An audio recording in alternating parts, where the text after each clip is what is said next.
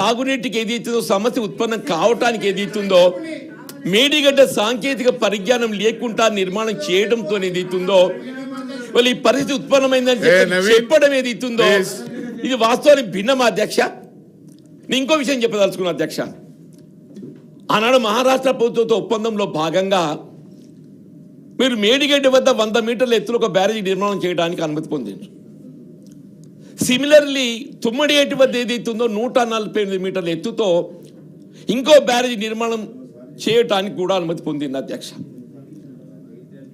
ఉమ్మడి రాష్ట్రంలో తుమ్మడిహట్టి నుండి ఏదైతుందో ఎల్లంపల్లి వరకు నీటిని తరలించడానికి ఒక లిఫ్ట్తో ఏదైతుందో కాలువలు కూడా నిర్మాణం చేసింది అధ్యక్ష. ఇవాళ ఏదైతుందో ఉమ్మడి రాష్ట్రంలో నిర్మాణం చేపట్టినట్టు కాలువలు 152 మీటర్ల ఎత్తుతో బ్యారేజీ నిర్మాణం చేస్తే అనేటువంటి బాధతో చేసిన మీరు ఇదే తుమ్మడి వద్ద 148 మీటర్ల ఎత్తుతో బ్యారేజీ నిర్మాణం చేయగలిగి ఉన్నట్టయితే ఈ కాలువలను రీడిజైనింగ్ చేసి ఆ తుమ్మడి ఎట్టి వద్ద బ్యారేజ్ నుండి నీటిని మళ్లింపు చేసి జైపూర్ వాగు ద్వారా సుందిల వరకు నీటిని తరలించే అవకాశం ఉండేనా లేకుండా అధ్యక్ష? అదే సుందిల వరకు నీటిని తరలించినట్టయితే సుందిల వద్ద already we have got lift. మీ కాళేశ్వరం ప్రాజెక్ట్ అంతర్భాగంలో భాగంగా మీరు అక్కడ ఏదైతుందో లిఫ్ట్ నిర్మాణం చేసిండ్రో ఇట్ ఈస్ ఇన్ ఆపరేషన్. మీరు కాళేశ్వరం ఇక్కడ ప్రత్యేక దయచేసి నేను చెప్పేది 2 TMC నీటిని తరలించాలని చెప్పని మీరు మేడిగడ్డ వద్ద బ్యారేజ్ నిర్మాణం తలపెట్టింది అధ్యక్ష. ఆ 2 TMCనే వినియోగం చేయలేదు. ఆ 2 TMC వినియోగం పూర్తి చేయబడ్డ తదుపరి అదనంగా ఇంకేమైనా నీటిని మళ్లింపు చేసుకునే అవకాశం ఉందా అని చెప్పని మీరు ప్రయత్నం చేస్తే తప్పులేదు అధ్యక్ష. ఆ 2 TMCనే పూర్తి స్థాయిలో వినియోగం చేయకుండా మళ్ళీ అదే మేడిగడ్డ నుండి ఇంకొక TMC నీటిని తరలించాలని చెప్పని మీరు ఎల్లంపల్లి వరకు ఏదైతుందో లింక్ 1 ద్వారా 4,000 కోట్లు వెచ్చించారు. ఇది నిజమా కాదా అధ్యక్ష? మరి గౌరవ ఇరిగేషన్ శాఖ మంత్రి ఉన్నారు ఇక్కడ అధ్యక్ష. మరి ఏ లింక్ 1 మీరు అదనపు TMC నీటిని తరలించడానికి ఏదైతుందో 4,000 కోట్లు ఖర్చు పెట్టినరో ఈ 4,000 కోట్లు గట్ట ఇన్స్టెడ్ స్పెండింగ్ ఆన్ అదనపు TMC మేడిగడ్డకెళ్ళి తరలించడానికి ఖర్చు పెట్టకుండా అదే తుమ్మడి అట్టి వద్ద బ్యారేజీ నిర్మాణం చేసి ఆ 145 మీటర్ల ఎత్తుతోనైనా కానీ తవ్విన కాలు రీడిజైన్ చేసుకుని ఉన్నట్టయితే ఆ 4,000 కోట్లతో ఏదైతుందో ఇవాళ సుందిల వరకు నీరు వచ్చేటువంటి అవకాశం ఉంది అధ్యక్ష అంటున్నాను.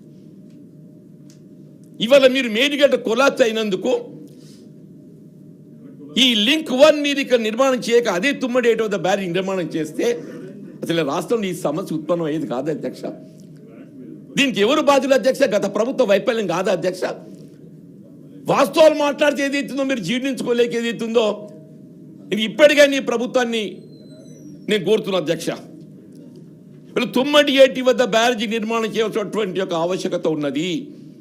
ఏనాడైనా మీరు కేవలం ఏదైతుందో 2,000-4,000 కోట్ల మధ్య ఏదైతుందో వెచ్చించినట్టయితే తుమ్మడి ఏటి వద్ద బ్యారేజీ నిర్మాణం చేసి సుందిల వరకు నీటిని తరలించి ఒక లిఫ్ట్తోనే ఏదైతుందో మేడిగడ్డకు ప్రత్యామ్నాయంగా ఏదైతుందో ఇలా ఎస్ఆర్ఎస్కి సప్లిమెంట్ చేస్తూ యావత్ రాష్ట్రాన్ని ఏదైతుందో ఆదుకునేటువంటి అవకాశం ఉంటుంది అధ్యక్ష. దయచేసి వాస్తవాలు నేను చెప్తున్నా అధ్యక్ష. ఇలా కృష్ణానదీ జలాలలో మన వాటా కోల్పోవడం బాధ్యులు ఎవరు అధ్యక్ష? ఏ పోతిరెడ్డిపాడు ఉమ్మడి రాష్ట్రంలో నిర్మాణం ఆరంభించిందని చెప్పి భావిస్తే మీరే ఉన్నారు అధ్యక్ష. అది 40,000 క్యూసెక్ తరలించడానికి కాలువను పెంచితే రాయలసీమ లిఫ్ట్ ఇరిగేషన్ కానీ బంకచెర్ల కానీ ఇవన్నీ చేసి ఏం చేసింది అధ్యక్ష పోయిన ప్రభుత్వం? మీ బాధ్యత కాదు అధ్యక్ష. ఇవాళ ఏదైతున్నదో అటు గోదావరి నది జలాల వినియోగం లోపల మీ సాంకేతిక పరిజ్ఞానాన్ని ఏదైతుందో వినియోగించకుండా సొంత ఆలోచనతో నిర్మాణం చేయడంతో ఆ ప్రాజెక్ట్ కొలాప్స్ అయింది. కృష్ణానదీ జలాలలో మన హక్కులు పొందటానికి ఏదైతుందో మీరు మరి మీకు రాయలసీమ రత్నాలు జగన్మోహన్ రెడ్డి గారు మీకు ఏమి ఇస్తానో ఏందో మాకు తెలియదు కానీ అధ్యక్ష ఇలా కృష్ణానదీ జలాలు కూడా ఏదైతుందో మన హక్కులు పొందలేని పరిస్థితి ఏర్పడ్డది అధ్యక్ష అంటున్నాను. దయచేసి నేను మంత్రి గారిని ఏదైతుందో at least you fight KRMB Krishna river management board ఏదైతుందో ఇప్పటికైనా మీరు సమర్థవంతంగా మన హక్కులు కాపాడటానికి మీరు చర్యలు చేపట్టండి అంటున్నాను. ఇవాళ ఎస్ఎల్బిసి కొలాప్స్ అయింది అధ్యక్ష. మీరు మధ్యలో ఏదైతుందో దాని నిర్మాణం నిలిపివేయడంతో ఏదైతుందో ఆ సీపేజ్ పెరిగి వచ్చి ఇవాళ కొలాప్స్ అయితే దానిపై కూడా మీరు ఆరోపణలు చేసే ప్రయత్నం చేస్తే ఎట్లా అధ్యక్ష? దయచేసి వాస్తవాలను కొంత మనం గ్రహించాలని చెప్పంటున్నాను. మా మిత్రుడు వాస్తవం ఇలా పీక్ సమ్మర్ రాబోతుంది, వేసవి మండు టెండర్లు వస్తున్నాయి, త్రాగునీటికి సమస్య ఎదురు కాబోతుంది. వాస్తవం అధ్యక్ష. కేవలం హైదరాబాద్ నగరమే కాదు, యావత్ తెలంగాణ రాష్ట్రంలో కూడా సమస్య ఉత్పన్నం కాబోతుంది. మరి ఏమైందా మీ మిషన్ భగీరథ? మీరే సర్టిఫికేట్ ఇచ్చుకున్నారు కదా అధ్యక్ష. అధ్యక్ష అధ్యక్ష నేనేమంటున్నా, దయచేసి నా వైపు మాట్లాడండి, వాళ్ళని ప్రశ్న వేయకండి. నేను మీతో చెప్తున్నా అధ్యక్ష, you are in the government side, అదే మాట్లాడుతున్నా. వాళ్ళని ప్రశ్నలు అడగకండి అధ్యక్ష. మీరు చెప్పండి, మీరు మిషన్ భగీరథ సర్టిఫికేట్ ఇచ్చుకున్నారు అధ్యక్ష. నిజంగానే ఎక్కడరా మిషన్ భగీరథ దగ్గర సక్రమంగా నీరు అందించగలిగినట్టయితే అసలు ఇలా సమస్య ఉంటున్నాయి అధ్యక్ష. ఇవాళ మా జగిత్యాల ప్రాంతంలో డబ్బాలో ఏదైతుందో ఒక ఫిల్టర్ బెడ్ ఉంది అధ్యక్ష. ఆడ పంపులు ఎప్పుడు నడవే అవి నడిస్తే ఏదైతుందో 30 కిలోమీటర్ల మించి ఏదైతుందో ఆ వాటర్ ప్యూరిఫికేషన్ ఉండదు అధ్యక్ష. వాటర్ ఫ్లో 30 కిలోమీటర్లు దాటితే ఆ ప్యూరిఫికేషన్ ఉండదు అధ్యక్ష. మళ్ళీ మీరు ఏం చేయాలి, ట్యాంక్ లేదు, ఎప్పుడు చెప్పా మీతో నేను. మళ్ళీ ట్యాంక్లో వాటర్ ఏదో ప్యూరిఫై చేయడానికి మళ్ళీ పౌడర్ కలిపి పైనెత్తిపోయాలి అధ్యక్ష. Chlorination your right. ఇటువంటి పథకాలతో ఏదో రాష్ట్రాన్ని అప్పులో ఊబులోకి నెట్టి వీళ్ళ రాష్ట్రం అధ్యక్ష 10 సంవత్సరాల కాలంలో మీరు 7 లక్షల కోట్లు ఏదైతుందో రాష్ట్రాన్ని అప్పులు ఊబులు నెట్టింది అధ్యక్ష. 7 లక్షల కోట్లు. ఆ 7 లక్షల కోట్లు అప్పు తీర్చడానికి కొరకు ఏదైతుందో ఇప్పుడు ప్రతి మాసం 6,500 కోట్లు వడ్డీ రూపకంగా ఈ ప్రభుత్వం ఏదైతే చెల్లింపు చేయాల్సిన పరిస్థితి ఇప్పుడు వాస్తవం కాదు అధ్యక్ష. ఈ మీ ఒప్పందం ఇది. నెలకు 6,500 కోట్లు అంటే సంవత్సరానికి ఎంత అధ్యక్ష? 12,72 12,80,000 కోట్లు అధ్యక్ష. ఈ రాష్ట్ర బడ్జెట్లో సంవత్సరానికి 80,000 కోట్లు గత ప్రభుత్వం చేసిన అప్పు తీర్చడానికి వెచ్చించే పరిస్థితి ఏర్పడితే రేపు 3 లక్షల కోట్ల బడ్జెట్ పెడతారంట. నేను పత్రికలు చూసా అధ్యక్ష. మీరు 3 లక్షల కోట్ల బడ్జెట్ పెడితే ఏముంది అధ్యక్ష? అందులో 1,00,000 కోట్లు ఏదైతుందో గత ప్రభుత్వం చేసిన అప్పు కట్టడానికి పోతుంది. 1,00,000 కోట్లు ఏదైతుందో మీరు గత ప్రభుత్వం చేసిన అప్పు కట్టడానికి పోతుంది అధ్యక్ష అంటున్నాను.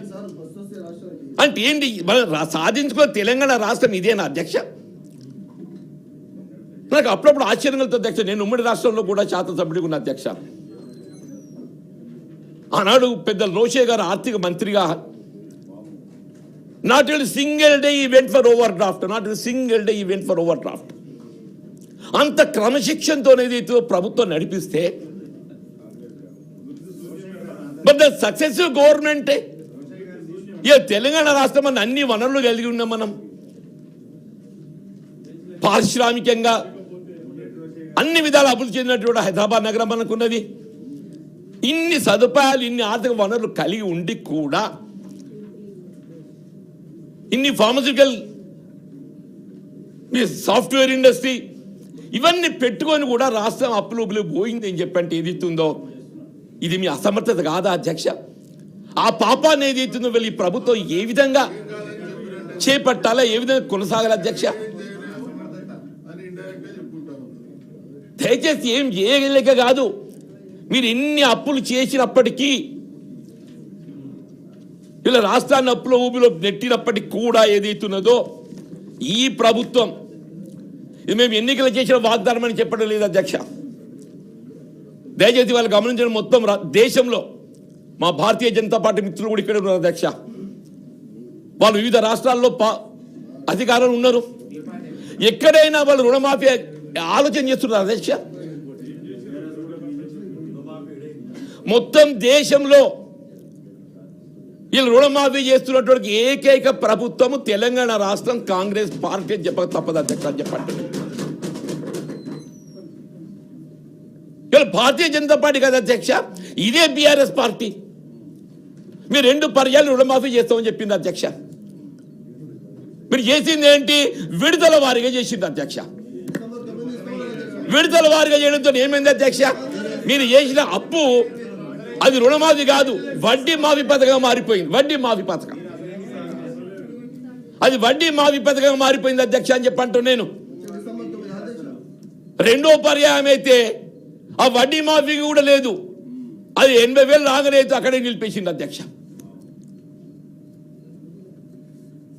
ఇవాళ గ్రహించిండ్రు ఇది మా చేత కాదు, ఇది రాష్ట్రాన్ని పాలించడం, ఈ రాష్ట్రాన్ని పాలించడం మా చేత కాదు, చేసే కాడి చేసినాం, అప్రూవల్ అయి నెట్టినాం, చేతులు ఎత్తేసింది అధ్యక్ష. వాళ్ళ మేనిఫెస్టోలో మొన్నటి 2023 ఎన్నికల ప్రణాళికలో రుణమాఫీ అంశం వాళ్ళు అందులో పేర్కొన్నారు అధ్యక్ష. ఎందుకు? వాళ్ళు రుణమాఫీ చేయడం ఇది మాత్రం సాధ్యం కాదు, రైతులకు అండగా నిలవడం మాకు సాధ్యం కాదు, చేతులు ఎత్తేసింది. వాస్తవం కాదా అధ్యక్ష? కానీ కాంగ్రెస్ పార్టీ మనోధైర్యంతో రైతాంగానికి అండగా నిలిచే ప్రభుత్వం కేవలం కాంగ్రెస్ పార్టీ అనే భావన సంకల్పం అధ్యక్ష. ఆనాడు జాతీయ స్థాయిలో యూపీఏ ప్రభుత్వం మన్మోహన్ సింగ్ గారు ప్రధానమంత్రిగా, సోనియా గాంధీ గారు చైర్పర్సన్ గా యావత్ భారతదేశంలో ఏదైతుందో రైతాంగాన్ని అప్పులు ఊబులోకి వెళ్ళి వెలికి తీయాలని చెప్పని 70,000 కోట్ల పైచిలకి ఏదైతుందో ఏక మొత్తంగా రుణమాఫీ చేసిన ఘనత కాంగ్రెస్ పార్టీ అధ్యక్ష. ఇవాళ 21,000 కోట్ల అయ్యా, 21,000 కోట్లు అంటున్నా నేను. 21,000 కోట్లు దయచేసి గమనించండి. 25 లక్షల మంది రైతాంగాన్ని ఏదైతుందో 2 లక్షల రూపాయల వరకు అప్పుల ఊబిలోకి వెలికి తీసే విధంగా కార్యక్రమం అమలు చేసింది అధ్యక్ష. ఇంకా కొంత మిగిలి ఉన్నారు, సాంకేతిక కారణాలతో ఇంకెక్కడైనా రుణమాఫీ అమలుగా మిగిలిపోయి ఉన్నట్టయితే వారికి కూడా 2 లక్షల రూపాయల వరకు అప్పు మాఫీ చేయడానికి ప్రభుత్వం సంకల్పంతో ఉందని చెప్పి ఈ సందర్భం అధ్యక్ష అంటున్నాను. మీరు చేతగాక చేతులు ఎత్తేస్తే ఈ ప్రభుత్వం ఏదైతే చేయాలని సంకల్పంతో రైతుకు అండగా నిలవాలి ప్రయత్నంతో కార్యక్రమం అమలు చేస్తుంటే మాకు అండగా నిలవండి. ఇంతకు విమర్శే, ప్రతిపక్షం అంటే విమర్శే కాదు అధ్యక్ష. నేను కూడా అక్కడ ఉండి మాట్లాడి నేను, కానీ ఎన్నడూ విమర్శగా పరిమితం కాలేదు, సలహాలు సూచనలు కూడా ప్రధానమని చెప్పంటూ నేను. రైతు భరోసా అధ్యక్ష, ఇది ఒక మంచి కార్యక్రమం చెప్పంటున్నా. Definitely this programme was initiated by the then government, కాదని లేము. ఆనాడు ఏదైతుందో మీరు ఆరంభంగా 4,000తో మొదలుపెట్టిండ్రు పంటకు, సంవత్సరానికి 8,000 అంటే తదుపరి కాలం దాన్ని ఇంక్రీజ్ టు 5,000 అంటే 10,000 పట్టుకొచ్చిండ్రు. కానీ మీరు ఏం చేసింది అధ్యక్ష? ఏ పంట పెట్టుబడి సహాయం ఏదైతుందో సాగు యోగ్యమయ్యేట్టుగా భూమికి మీరు చేయాలి అధ్యక్ష. సాగు యోగ్యంలో లేని గుట్టలు పుట్టలు రియల్ ఎస్టేటు లేఅవుట్స్ వాటి ఇవ్వడం సమంజసమైన అధ్యక్ష? ఇది మన రాష్ట్ర పౌరులు ఏదైతుందో చెమటోడ్చి పన్ను రూపేణా మన ప్రభుత్వం చెల్లిస్తే మనం దాన్ని ఏ విధంగా రైతాంగానికి ఉపయోగపడాల భావనతో మనం పెట్టుబడి సమకూరిస్తే అటువంటి దాన్ని ఏదైతుందో గుట్టలు పుట్టలు రియల్ ఎస్టేట్ వ్యాపారులకు లేఅవుట్లకు ఈ ప్రభుత్వం ఏదైతుందో అధ్యక్ష వాస్తవంగా సాగు యోగ్యమైనట్టుగా భూమి అది ఎంతైనా కానివ్వండి. అందరూ అనుకున్నారు వీళ్ళు పరిమితం చేస్తారు, ఇది అందరికి ఇస్తారా? కానీ వాస్తవంగా గవర్నమెంట్ ఏదైతుందో కొంత జాప్యమైనా కానీ జాప్యం అవుతుంది. జాప్యానికి కారణం ఏంటి అధ్యక్ష? రాష్ట్ర ఆర్థిక వనరులు సమకూర్చడంలో జరుగుతున్నటువంటి ఒక ఇబ్బందులు అధ్యక్ష అంటున్నాయి. ఇలా రాష్ట్రం అప్పో చేసి ఎవరికి అండగా నిలబడుతుంది అధ్యక్ష? రైతాంగానికి అండగా నిలబడుతుంది అధ్యక్ష చెప్పంటున్నా. రైతు భరోసా 3 ఎకరాల వరకు ఏది ఇస్తుందో పూర్తి చేయడం జరిగింది అధ్యక్ష. 3 ఎకరాలు. ఇవాళ మీకు కూడా తెలుసు అధ్యక్ష, పైలట్ ప్రాజెక్ట్ కింద కొన్ని గ్రామాలు ఎంపిక చేసి ఆడ సాచురేషన్ ప్రాతిపదికన కార్యక్రమాలు అమలు చేసింది అధ్యక్ష. పైలట్ ప్రాజెక్ట్ కింద వచ్చిన గ్రామాల వివరణ కానివ్వండి అధ్యక్ష, సాచురేషన్ ప్రాతిపదికన అతనికి ఎంత భూ కమత ఉన్నా కానీ ఆ మొత్తానికి రైతు భరోసా చెల్లించిన మాట వాస్తవం కాదా అధ్యక్ష? This shows the intention of the government. This shows the intention of the government. భూ కమతానికి పరిమితి లేకుండా ఏదైతుందో రైతు భరోసా కల్పిస్తామని చెప్పడానికి ఏదైతుందో ఇలా పైలట్ ప్రాజెక్టులు ఏదైతుందో ఇది అమలు చేయటము ఇది ప్రభుత్వం యొక్క సంకల్పం చెప్పంటారు అధ్యక్ష. నేను ఇవాళ పంటల బీమా పథకం అధ్యక్ష, రైతుకు ప్రమాద బీమా ఇట్స్ ఎ గుడ్ ప్రోగ్రామ్.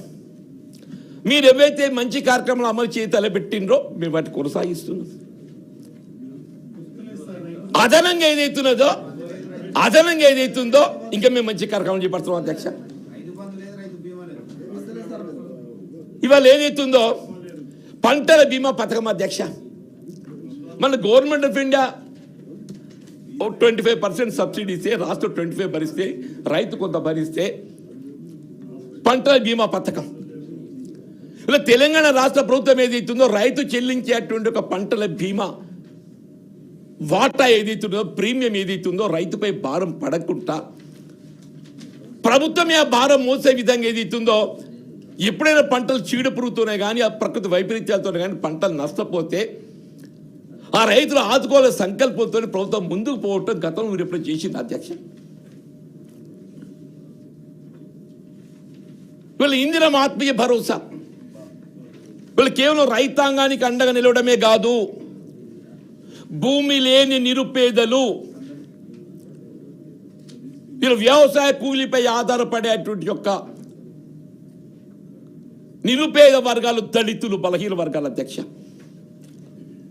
వాళ్ళని కూడా ఆదుకోవాలనే సంకల్పంతో ఏది ఇస్తుందో వాళ్ళ సంవత్సరానికి 12,000 రూపాయల జాబ్ కార్డు కలిగి ఉన్నట్టయితే సంవత్సరానికి 12,000 వీళ్ళ మొదటి దఫా 6,000 రూపాయలు చెల్లించడానికి ఏది ఇస్తుందో ప్రభుత్వం కార్యక్రమాన్ని అమలు చేస్తుంది అధ్యక్ష. సచ్ ఇన్నోవేటివ్ ప్రోగ్రామ్స్ ఏదైతుందో ఈ ప్రభుత్వం ఆలోచన చేస్తుంటే మీరు ఎంతవరకు ఏదైతుందో విమర్శనాత్మకంగా ఇవాళ సన్న రకాలను వరి సాగు చేయాలని చెప్పని ఆలోచన ఇది మొదటి నుండి కూడా వస్తుంది. ఎందుకు మనం తినే ధాన్యం సన్న రకం తినాలని ప్రయత్నం చేస్తున్నాం, దొడ్డు రకం ఏదో బాయిల్డ్ పోతున్నది, మన వినియోగంలోకి రావటం లేదు. సన్న రకాన్ని సాగు చేసినట్టయితే మన వినియోగంలోకి వస్తుంది. వీళ్ళ పౌర సరఫరాల శాఖ సివిల్ సప్లైస్ ద్వారా మనం అందించేటువంటి ఒక పీడిఎస్ రైస్ ఏదైతుందో సన్న రకం అందించే అవకాశం ఉంటుందని చెప్పని ఈ ప్రభుత్వం ఆలోచన అమల్లోకి తెస్తున్నది. గత ప్రభుత్వం కూడా పేర్కొన్నది. నాకు ఇప్పటికి గుర్తుంది, దుబ్బాకి ఎన్నికల సమయం లోపల కేసీఆర్ గారు ఆ పక్కన ఎక్కడో మీటింగ్ పెట్టి, జనగామల్లో ఎక్కడో మీటింగ్ పెట్టి, మీరు సన్న రకాలు చేస్తే 100 ఇయ్యనా నేను, నా గామని నేను తెలియదా, ఎక్కడనే ఇక్కడ జనగామలో ఎక్కడ మీటింగ్ పెట్టిండు, నేను దొడ్డు రకాలు నేను కొననే కొనా సన్న రకం పెడితేనే కొంటా నేను. 100 ఎక్కువ ఇయ్యనా నేను, నాకు అంత తెలియదా, నాకు అంత సోయలేదా, కుర్రి ఏమైందో ఏందో కానీ అమాయకులు ఏదైతుందో దొడ్డు రకం సాగు చేయలేక సన్న రకం పెడితే ఆ 100 వీకింది 200 వీకింది, ఆ కొనే జిక్కులేదు సార్. ఇవాళ చెప్తున్నా అధ్యక్ష, ఏ విధమైన అదనపు తూకం లేకుండా మొత్తం రాష్ట్రంలో వరి ధాన్యం ఉత్పత్తి ఎంతైతే అంత చెప్పంటున్నా, ఎంతైతే అంత అని చెప్పంటున్నా. సేకరించడమే కాదు, సన్న రకాలకు కూడా 500 రూపాయలు బోనస్ ఇచ్చి కొనుగోలు చేసి, అది గుర్తుపెట్టుకోండి. నేను మొత్తం దేశంలో చెప్తున్నా అధ్యక్ష, ఇలా ఏ ప్రభుత్వమే కానీ వ్యవసాయ ఉత్పత్తుల మద్దతు ధర కల్పింప చేయడానికే కట్టుబడి ఉండాలి. కాబట్టి దిస్ గవర్నమెంట్, ఈ ప్రభుత్వం ఏదైతున్నదో కేవలం మద్దతు ధర కల్పించడమే కాదు, మీరు వినియోగదారులకు వినియోగపడే విధంగా సన్న రకాలు సాగు చేయండి. మీరు సన్న రకాలు సాగు చేస్తే దేశంలో ఎక్కడ లేని విధంగా క్వింటల్కి 500 రూపాయలు ఏదైతుందో మీకు అదనంగా బోనస్ ప్రోత్సాహం కలిగిస్తామని చెప్పని 1200 కోట్లు ఇవాళ వెచ్చించి అమలు చేసిన ప్రభుత్వం ఇవాళ కాంగ్రెస్ పార్టీ గౌరవ మంత్రివర్యులు చెప్పండి. నిజమా కాదు అధ్యక్ష? మీరు ఇటువంటి కార్యక్రమం అమలు చేస్తుంటే మీరు విమర్శిస్తామని చెప్పారంటే ఎట్లా అధ్యక్ష చెప్పండి. మీరు గతంలో రేషన్ కార్డులు జారీ చేయలేక ఆలోచన ఉండాలి కదా అధ్యక్ష. ఇయ్యొచ్చు 5-6 ఎన్నికలు వస్తే ఇస్తారు ఎట్లా? ఆడ ఏదైతుందో హుజురాబాద్లో ఎక్కడ ఎన్నిక వచ్చింది, ఆ మునుగోడులో ఎన్నిక వచ్చింది, ఆ 2 లెక్కలు ఇస్తూ ఇవ్వచ్చు, నేను కాదని అన్న. కానీ ఈ ప్రభుత్వం అట్లా ఎన్నికలకు పరిమితి అయ్యి అమలు చేసే కార్యక్రమాలు కాదు ప్రభుత్వం అధ్యక్ష. అర్హత కలిగి ఉన్న ప్రతి కుటుంబం రేషన్ కార్డ్ డిజిటల్ రూపేణ ఏదైతుందో రేపు ఉగాది నుండి ఆరంభం చేయబోతుంది అధ్యక్ష. రేపు ఉగాదికి ఆరంభం చేయబోతుంది అధ్యక్ష చెప్పండి. మీరు కళ్యాణ్ లక్ష్మి షాదిమోహన్ అమలు చేసిండే సంతోషం. అందులోకి వెళ్ళే వాళ్ళు ఇందులో తీసుకొచ్చి పెళ్లి చేసిండ్రు. వాళ్ళు బిలో పావర్టీ లైన్. మరి వాళ్ళ పిల్లలు ఉంటారా? వాళ్ళు రేషన్ కార్డు ఇచ్చేద్దానే? మీరు గతంలో కళ్యాణ లక్ష్మి